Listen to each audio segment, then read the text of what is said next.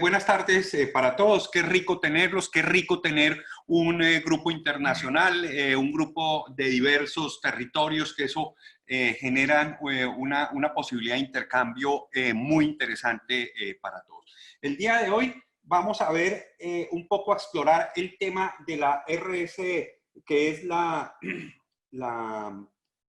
responsabilidad social empresarial, como una gran oportunidad. Esa es lo que yo les voy a tratar de vender el día de hoy. Cuando hablé con Jaime sobre este diplomado, le dije, déjeme tratar de dar esa pista, que yo creo que puede ser una pista muy interesante para muchos de ustedes. ¿Por qué?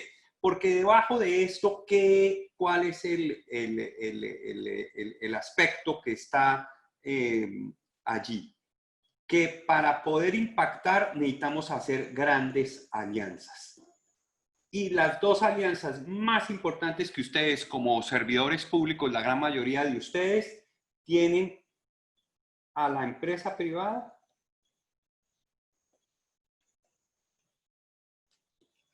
y a la academia.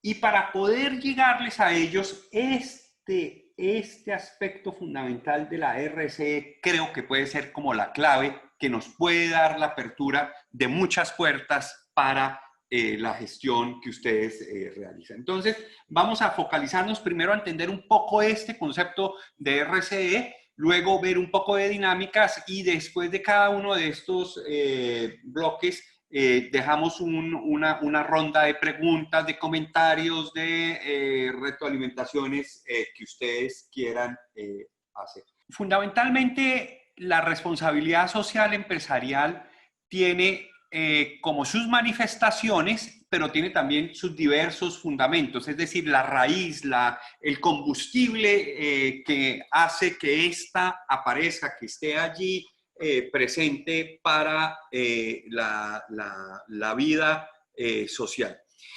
Y vamos a tratar de hacer como es una simplificación, pero nos va a ayudar analíticamente a ver cuáles son esas manifestaciones que se han dado y cuáles son sus fundamentos, para ver cómo logramos nosotros hacer ese engranaje para buscar esas alianzas para un mayor impacto. ¿Cuál es la pregunta de fondo que hay detrás de la responsabilidad social empresarial?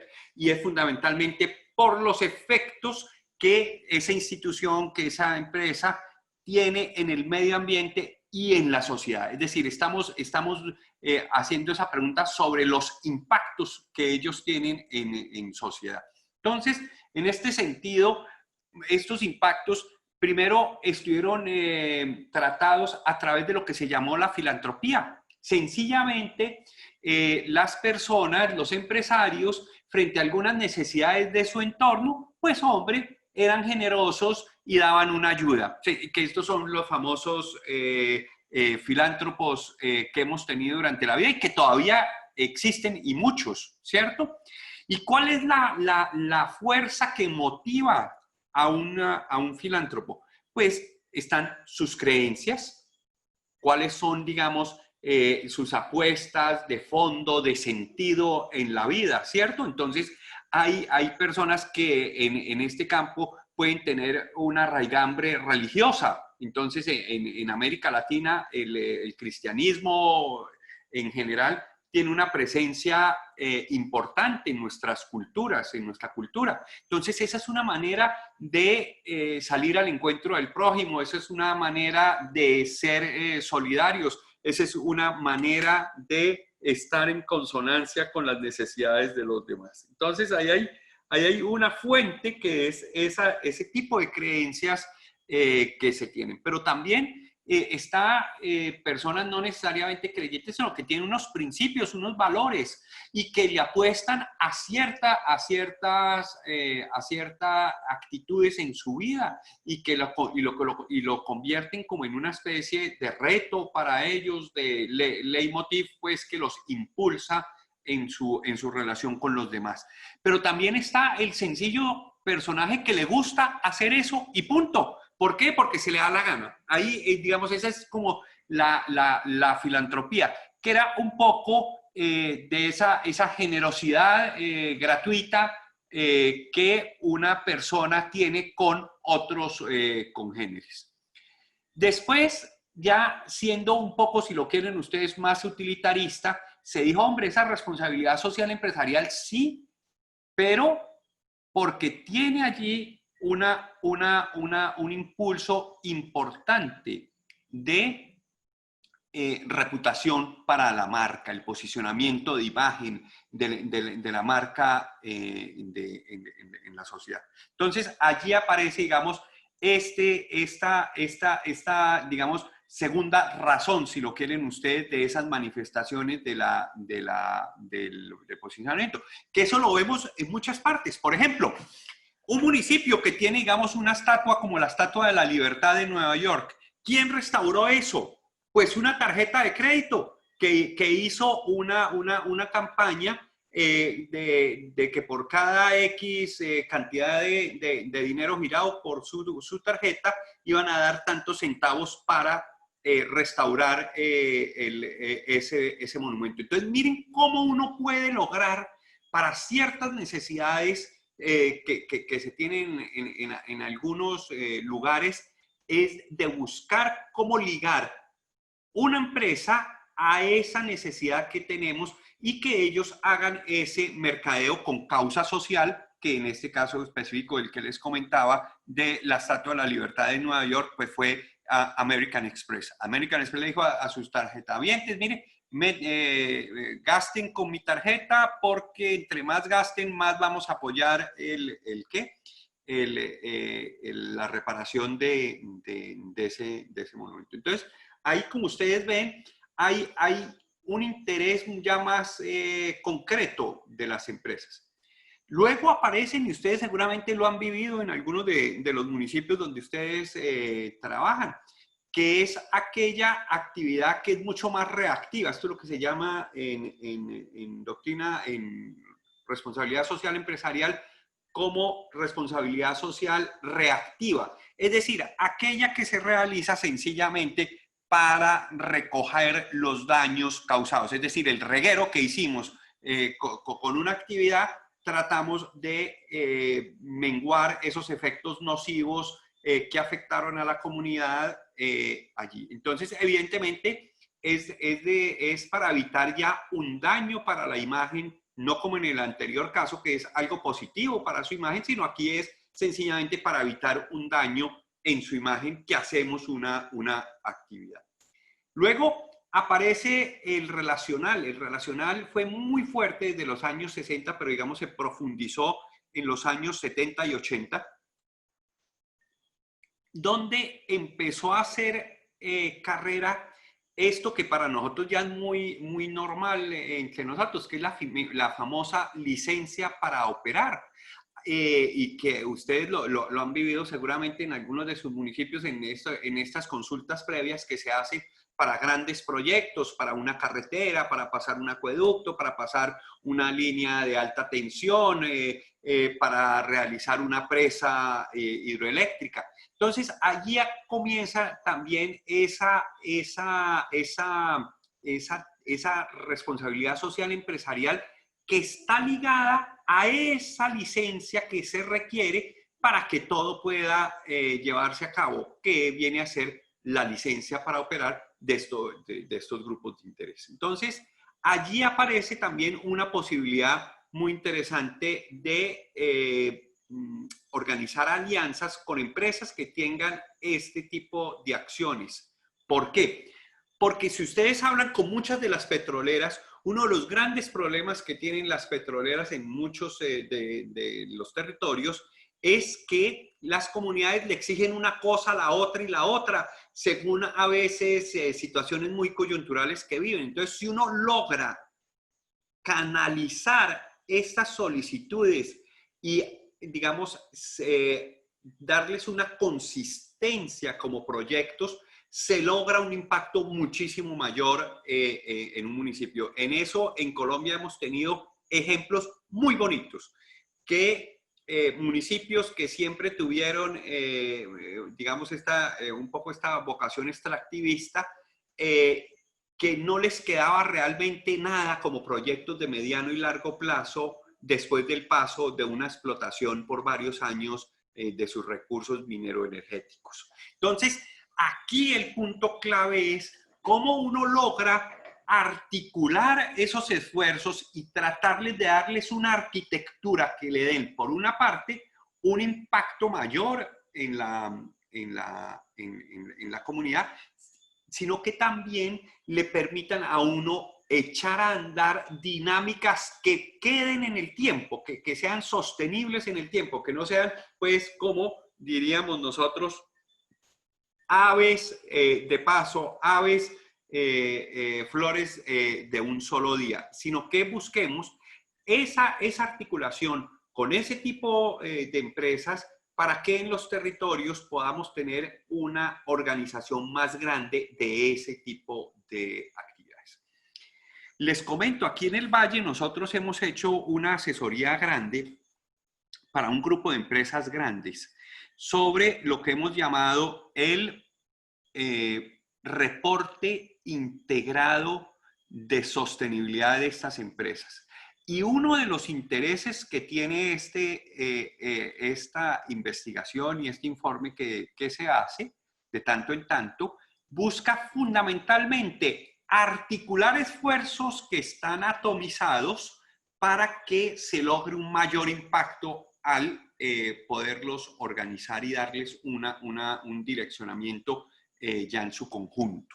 Entonces, esto no es un trabajo cualquiera, sino puede ser un instrumento muy importante que puede generar muy buenos frutos en municipios. Lograr uno articular todos estos esfuerzos que están un poco disgregados. Entonces, esta es como la segunda. Entonces, empezamos con la primera, que era la de la filantropía. Este señor que le gusta hacerlo, entonces nos tocaba era capturar el interés y los gustos de una persona y ganárnosla, listo. Después, usted quiere ligar la marca de su empresa en una acción positiva. Mire esta posibilidad. Juntar una actividad de un impacto social con el nombre de su empresa. Caso, como señalamos, el de la Estatua de Libertad en Nueva York. La mitigación de daños, esta es más la reactiva, decíamos, cuando hay un daño, un efecto nocivo, tratamos de reparar esos daños. Y la relacional, que busca, que está fundamentada en esa licencia para operar que necesitan muchos de los proyectos, pero que tienen una actividad muy disgregada de una empresa a otra, de un proyecto a otro, y que la magia estaría en lograr articular esos esfuerzos para lograr un fin. Por ejemplo, articularlos en ejes que nos interesen. Uno es el de la educación, el del mejoramiento de los establecimientos educativos. En algunos municipios es lamentable la situación en que están muchas de la infraestructura o aún del tipo de materiales y de recursos pedagógicos con que cuenta. Entonces, uno es lograr focalizar esos esfuerzos con una línea. La línea de la educación es una de las que es más opcionada en muchos de los casos por el impacto que tiene en como movilizador social de las... Bueno. Luego aparece un eje fundamental que, si bien empezó en los años 60, que es el de la sostenibilidad. La sostenibilidad es la pregunta por las generaciones futuras y por la estabilidad del medio ambiente. En esto yo los invito a ustedes a ejercicios sencillísimos, como sacar la huella de carbono de cada uno de ustedes. Eso como compromiso personal. Irse uno a estas plataformas gratuitas y hacer el ejercicio. ¿Cuál es la huella tuya de carbono? Eso va generando unos procesos de concientización sobre los impactos que estamos generando en el medio ambiente con nuestra vida cotidiana. Esto tiene que ver en el fondo, si lo quieren, con el cambio de hábitos. Entonces, cuando hay un cambio de hábitos, lo fundamental que tenemos que hacer es llegar y cambiar la conciencia de las personas, que esto, digamos, lo que hemos sufrido en estos años, perdón, meses de COVID, que es cómo transformamos la cultura ciudadana del autocuidado, del cuidado de los otros, de que, por favor, el distanciamiento físico, por favor, usen bien las mascarillas, etcétera. Entonces, aquí la pregunta de fondo es por los hábitos. La sostenibilidad y su definición es muy sencilla. Estamos entregándole, en términos de posibilidades de recursos a las nuevas generaciones, las mismas oportunidades con las cuales contamos nosotros. Y la respuesta es no. Si ustedes se van a otro escenario que es muy bonito, que es el del Overshoot Day, que es el del día del sobregiro ambiental, que se define el día del sobregiro ambiental por aquel día del año durante el cual de enero a ese año se han consumido todos los recursos naturales que es capaz la tierra, la naturaleza, de renovarse durante todo el año. Es decir, que en parte del año ya nos comimos todo lo que daba como posibilidad de margen ¿de qué? De impacto en el medio ambiente, la misma naturaleza. ¿Y qué ha pasado con ese día? Que cada día es antes. Este año, por el efecto del COVID y por el efecto de menores gases de efecto invernadero, volvió a moverse un poquitico. Estamos por el lado de agosto. Y yo creo que este tipo de reflexiones nos pueden ayudar mucho a tomar esa nueva conciencia que tiene que implicar unos cambios de hábito. O si no, esto no tiene... Pues muy bien, este eje de sostenibilidad es otro de los intereses grandes que tiene. Miren la iglesia. Cualquier párroco de ustedes, cuando ustedes se le acerquen a buscar una alianza con él y le digan Laudato Si, el cuidado de la casa común, entra en sintonía automáticamente. Esta ha sido, ojo, la carta encíclica de un papa con mayor impacto en todo el planeta. Esta es la encíclica del Papa Francisco sobre el cuidado de la casa común, Laudato Si. Entonces, aquí tenemos otro de los filones con los cuales podemos trabajar y de manera bien interesante. Después aparece, esta es la escuela de Harvard, la escuela de Harvard con Porter, Michael Porter.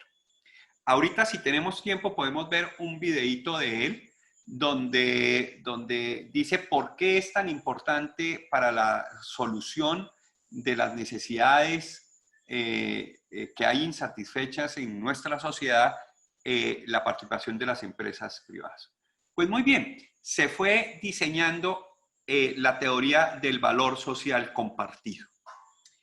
La teoría del valor social compartido es la invitación para que las empresas, en el giro ordinario de sus actividades, también fuera de generar utilidades, ¿cierto? También ellos impacten positivamente a la sociedad.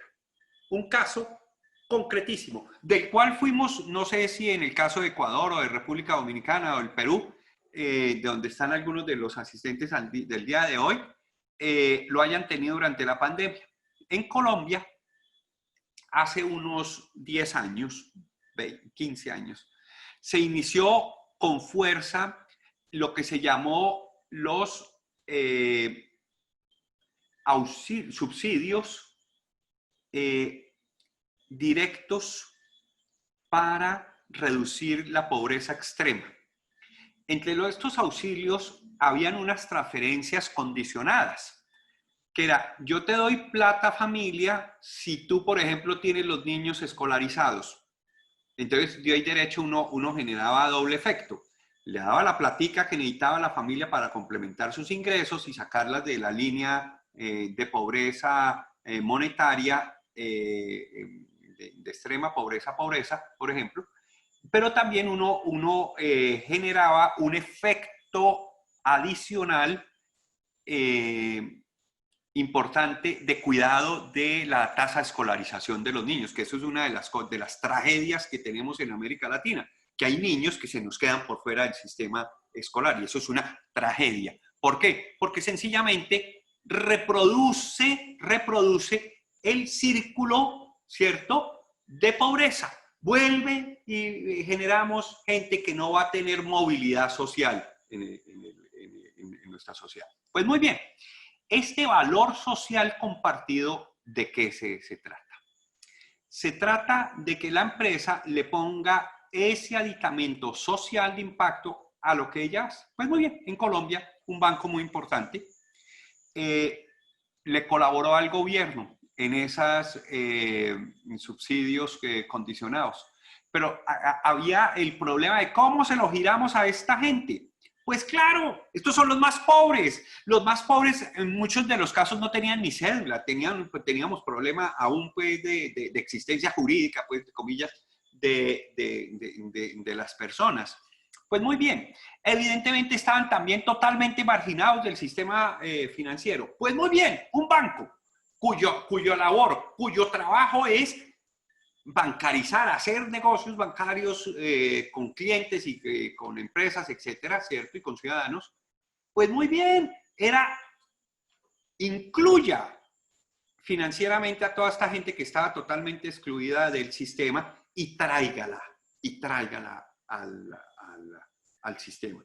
Pues eso lo hicieron. Y hoy por hoy tenemos más de 1.500.000 personas de esa primera cochada, porque ahorita se duplicó, llegó casi a 3 millones, bancarizados por este estilo. Entonces es cómo lograr uno, que la empresa, en el giro ordinario de ellos, que es bancarizar a la gente, que es hacer negocios financieros, pues incluyan personas que estaban excluidas del sistema.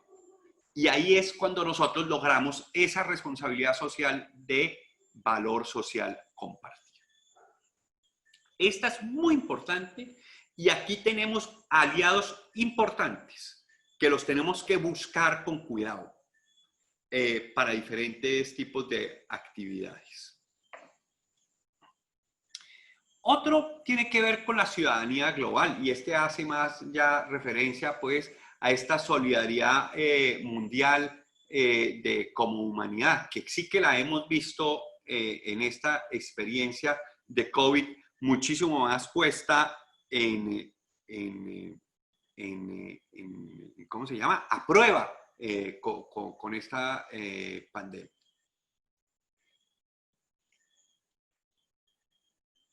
Y aparecen, si lo quieren, esa definición de ellos que es la autorregulación que ellos se hacen de sus negocios con estándares internacionales. Y hay muchas entidades que empiezan a hacer los rankings de los diferentes sectores. Por ejemplo, les comento, en el caso nuestro de las universidades, tenemos el Green Metrics. El Green Metrics te está evaluando como 10 dimensiones que tienen que ver con el manejo de tu campus desde el punto de vista verde. Y todo eso se va convirtiendo en el estándar. Ahí hacemos parte, creo que como 300 universidades en el mundo ya.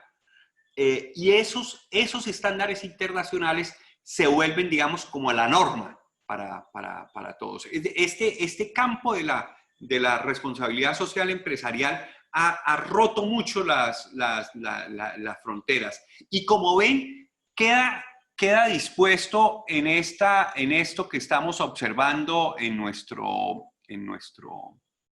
nuestra pantalla, todo un menú de posibilidades, todo un menú de fórmulas para que busquemos esos aliados para ganar en impacto en muchas de las actividades que realizamos. Yo creo que esa es como la primera conclusión. Mire, señores, aquí se nos abre un abanico, un menú muy amplio, ¿cierto?, de posibilidades de alianzas para generar unos mayores impactos desde nuestras actividades.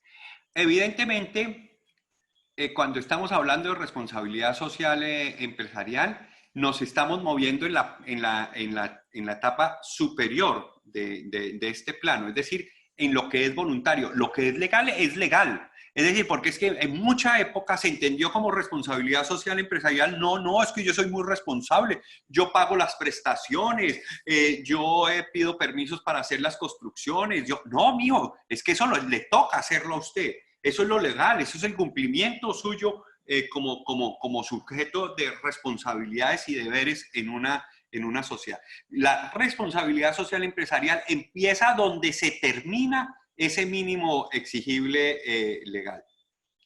Evidentemente, ¿cuál es el punto? Que ese mínimo legal se ha ido moviendo en el tiempo. Ustedes conocen sobre todo en reglamentaciones que tengan que ver con el tratamiento del medio ambiente, sí que ha sido móvil. Antes las personas podían hacer cualquier cosa y actuaban de una manera salvaje con el medio ambiente. Actualmente hay muchas reglamentaciones que hay. Entonces, por eso se dice que es móvil, es decir, este mínimo legal se va moviendo. Entonces, algo que podía haber sido voluntario en el pasado ya deja de serlo. Siempre se había dicho que la responsabilidad social empresarial estaba como en ese cruce de lo ambiental, de lo económico y de lo social, como buscando un consenso entre ellas.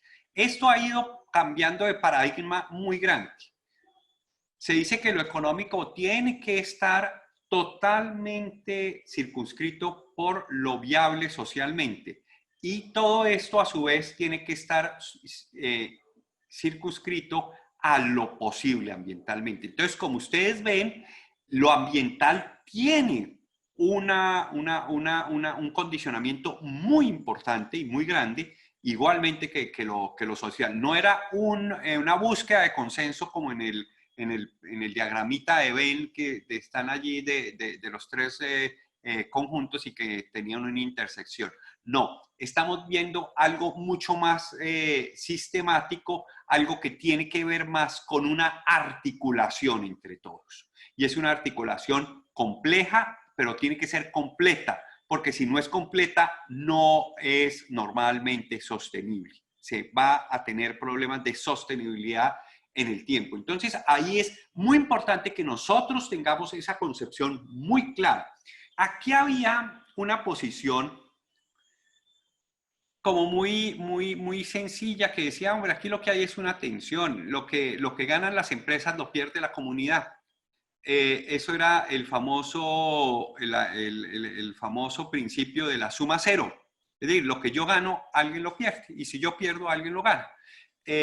Pues no, yo creo que la dinámica en que estamos y en que queremos lograr es pasar de esa tensión que era excluyente, ¿cierto?, a una visión más de interdependencia entre todos los actores. Es decir, no hay no estamos solos, no estamos totalmente aislados en la realidad, sino que estamos en comunicación con los otros. Y en ese sentido, pasar del paradigma de la suma cero a la ecuación gana-gana. Es decir, lograr tener como esa conciencia de que la pluralidad suma, que la pluralidad y la diversidad nos pueden dar muchísimo mayor sostenibilidad en el tiempo y mayor cohesión social, que ese es otro de los problemas que tenemos actualmente. Tenemos, evidentemente, el del planeta. Perdón, devuelvo acá. Tenemos el del planeta en términos del ambiental, y ahí está clave lo de sostenibilidad. Y en el campo social, la gran pregunta, el factor que más nos está haciendo ruido como sociedades son todo el problema de las brechas sociales tan grandes de unos y otros. Entonces, la pregunta por la cohesión social es fundamental. Esa es una segunda pregunta que uno se tiene que hacer para sus planes futuros. cómo vamos a impactar la cohesión social. Antes no se rendían cuentas y ustedes como funcionarios públicos sí saben cómo esto ha sido de gran, de importante, que es rendir cuentas, la accountability que se llama, los indicadores, los rankings, el poder ser transparente en la información sobre los impactos y los estados de la cuestión en los diferentes territorios. Entonces, mire cómo se pasa de un mundo donde no había necesidad de rendir cuentas a un mundo que nos está exigiendo permanentemente la rendición de cuentas, el poder estar uno dando cuenta de lo que se ha hecho y cómo se ha hecho en la realidad.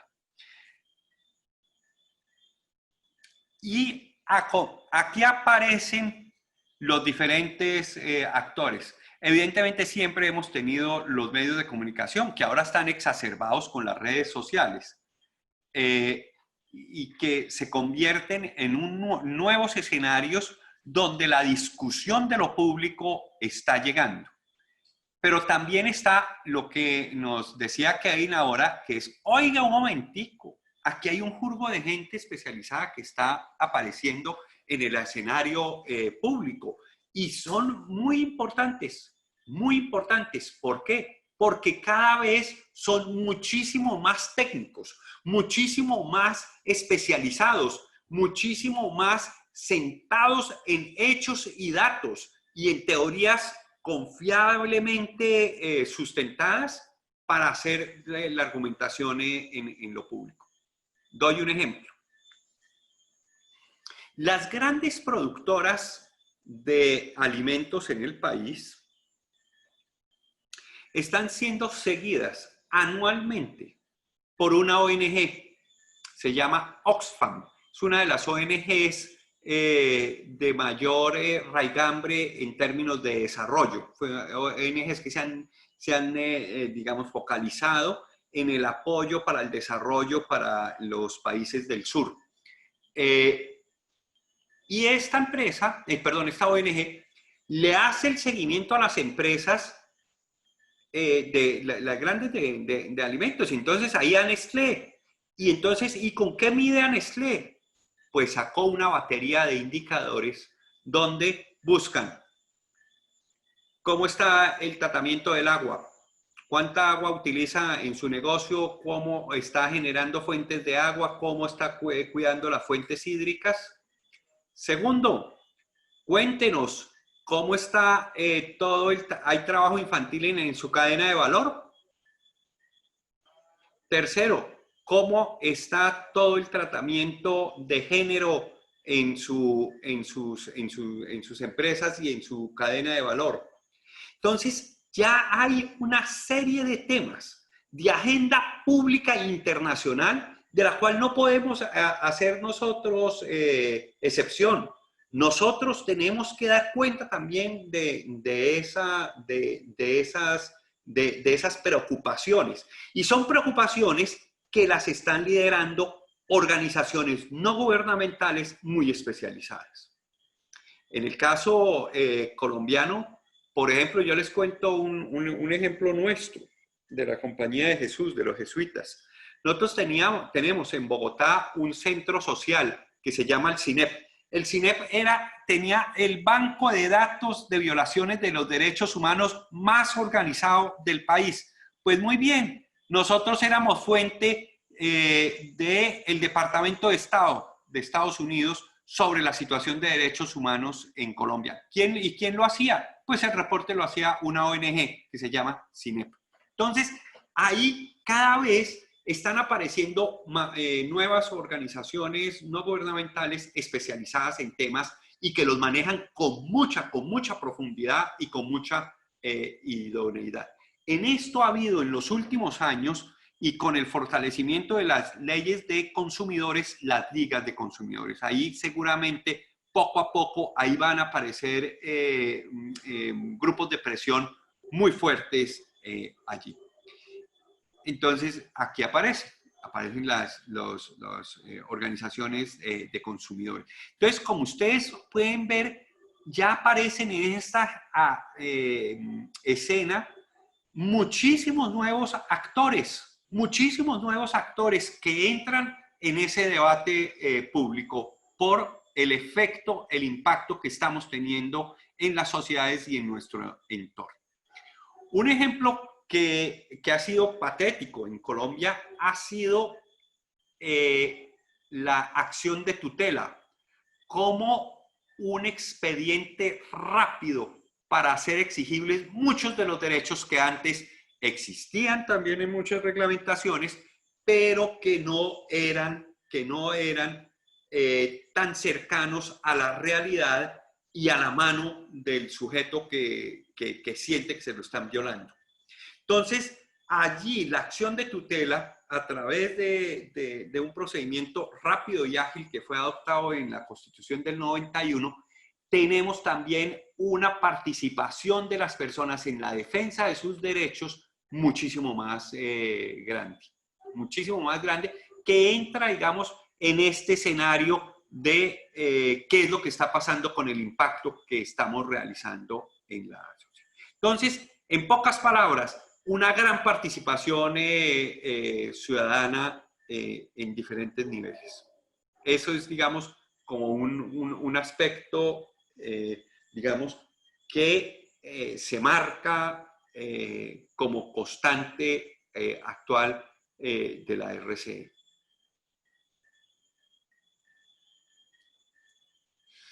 Hay dos vías o dos caminos grandes que uno puede tener de acción.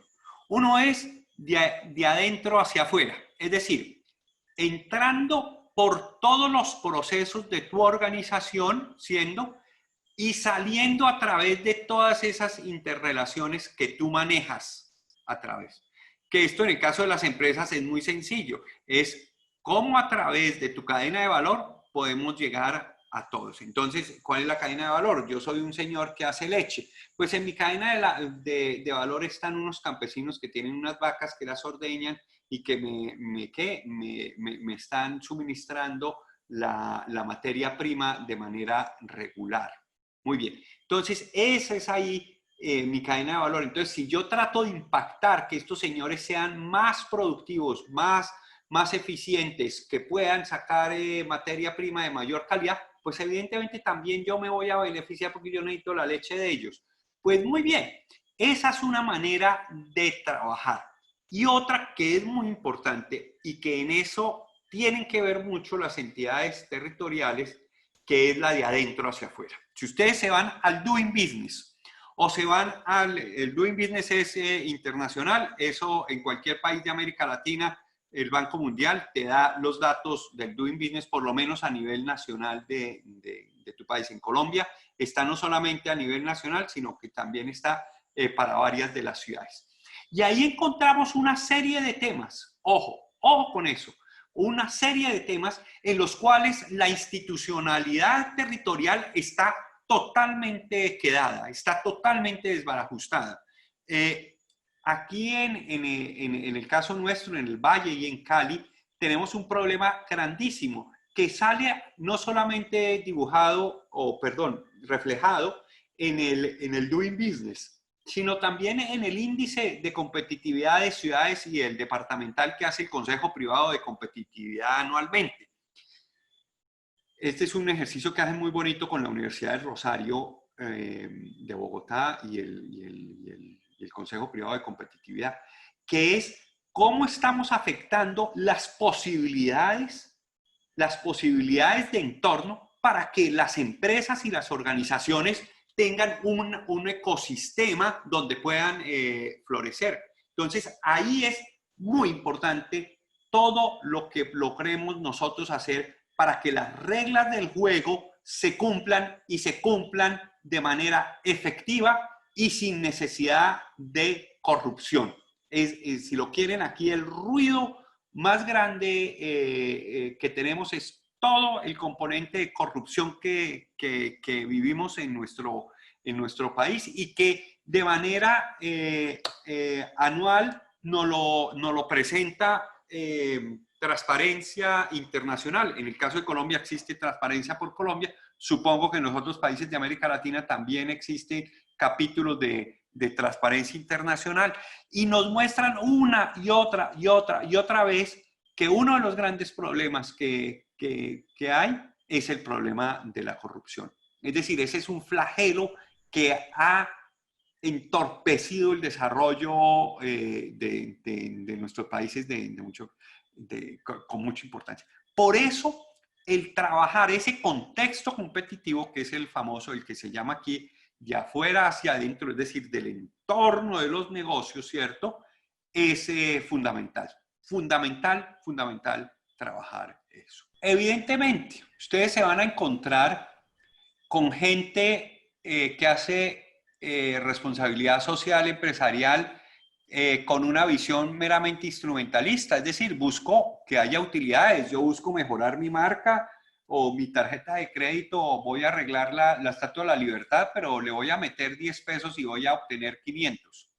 Entonces, hay aspectos totalmente ligados a esa competitividad, a ese mercado, y que es fundamentalmente una RCE de tipo instrumentalista.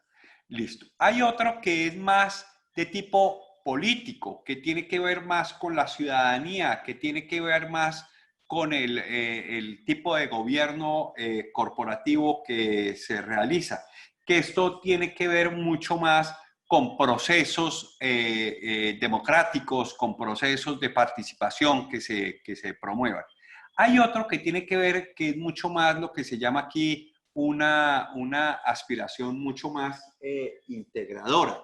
Integradora que tiene que ver con los stakeholders, con los grupos de interés, con la administración, que hace mucho más énfasis en esa posibilidad de una articulación para el gana-gana. Y finalmente otros que tienen que ver con lo ético, que fueron bastante de las preguntas que ustedes señalaron, que es el fundamento de la coexistencia humana, de los derechos humanos, de una sostenibilidad, ¿cierto?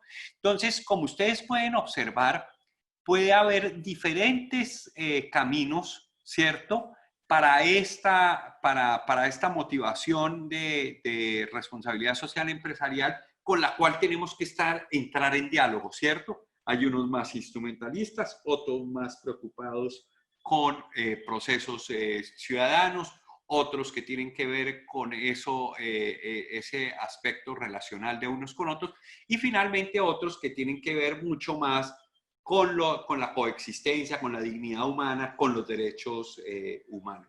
De otra parte, tenemos como unos niveles. Hay un nivel institucional, que es el contexto, ¿cierto? Que eso es muy importante. Y es de las cosas que más fallan en América Latina. Es decir, que la institucionalidad no opera bien. Entonces, cuando una institucionalidad no opera bien, ¿qué ocurre? Sencillamente, las reglas de juego no funcionan. Y cuando no funcionan las reglas de juego, pues estamos abiertos a cualquier tipo de problemas mayores, como el de la corrupción. Entonces, ahí el punto de una institucionalidad fuerte y técnica es importantísima, importantísima. Nosotros en Cali, en el Valle, hemos tenido una experiencia muy bonita que ha ido por este camino muy fuertemente. Se llama ProPacífico, que es una fundación que generaron unos grandes empresarios de la región y cuyo fundamental trabajo es la articulación de actores para focalización en proyectos de impacto de bienestar común. Y eso sí que ha servido. ¿Por qué? Porque, insisto, la parte técnica es muy importante. Aquí no solamente es bueno tener la intención, sino también llevarla a cabo de manera eficiente y efectiva. Entonces, esta experiencia que tenemos aquí en ProPacífico es extraordinaria. Si lo quieren, esto es lo de generar escenarios, ¿cierto?, en sus territorios donde podamos articular los esfuerzos de los diferentes actores y buscando esa confianza. Y la confianza nos ayuda a que podamos focalizar entre todos algunos proyectos y poderlos sacar adelante. Esta parte institucional yo se la recalco y se la recalco y se la recalco.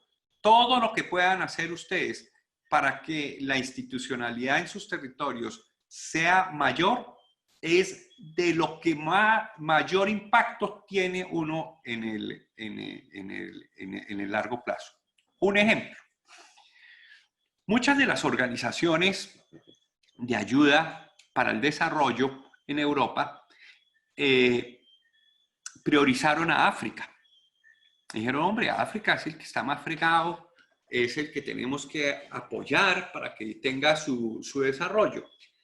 ¿Cuál fue el primer gran problema que tuvieron todas las ONGs de desarrollo? Y todos también, muchos de los organismos multilaterales, que en África no había mucha institucionalidad.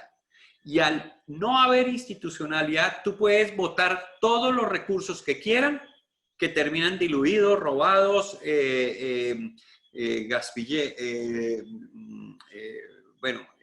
esparcidos, pues, sin un mayor impacto en la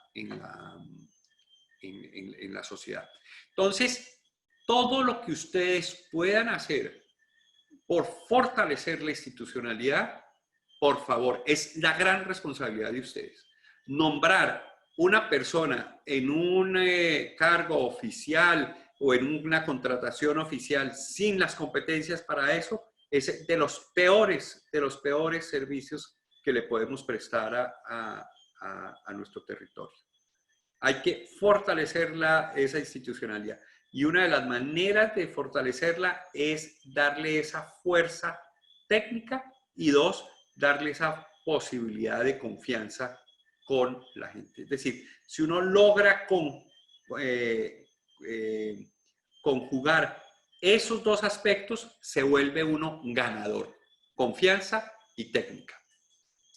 Hay otro nivel, que es más la institución donde ustedes están, el nivel organizacional.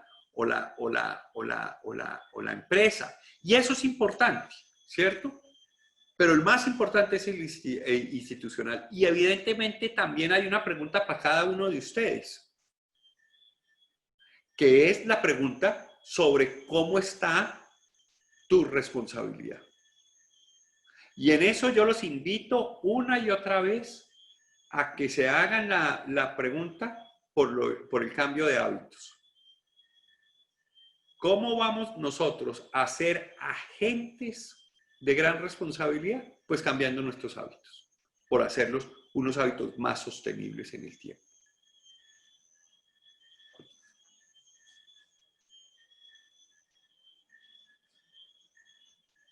Aquí con esto terminaría el punto que les había tratado de traer y les quería en este momento, si no hay preguntas, proyectar el video de Porter. Es un video corto de 15 minutos donde nos dice, ojo, ¿dónde está la posibilidad que tenemos para generar grandes impactos en la sociedad?